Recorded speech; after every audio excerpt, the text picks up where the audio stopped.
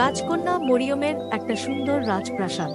সেই প্রাসাদে আমি আমার বাবা মা সাথে থাকি। আমি ছোট্ট মিষ্টি রাজকন্যা, গোল গোল দুটো চোখ, আমার মাথায় দুটো ঝুঁটি আর মুখে সারাক্ষণ দুষ্টুমি ভরা হাসি।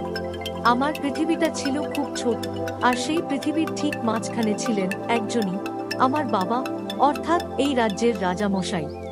আমি আমার বাবাকে এতটাই ভালোবাসি যে বাবার গলার আওয়াজ না শুনলে আমার সকাল হতো না, আর বাবাকে শুভরাত্রি না বললে আমার চোখ জুড়ে ঘুম আসতো না।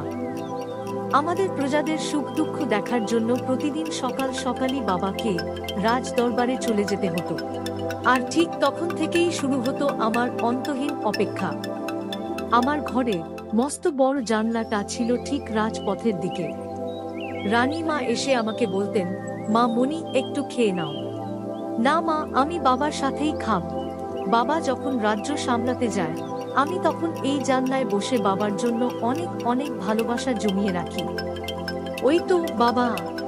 বাবা দুহাত বাড়িয়ে আমাকে লুফে নিতেন।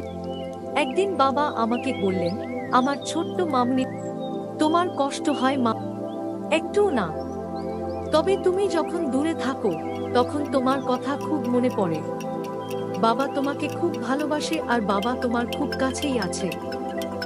সেই থেকে আমার অপেক্ষার পালাটা আরো মধুর হয়ে গেল।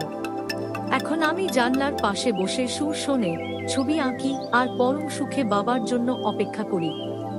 কারণ আমি জানি দিন শেষে আমার বাবা ঠিক আমার কাছেই ফিরে আসবে।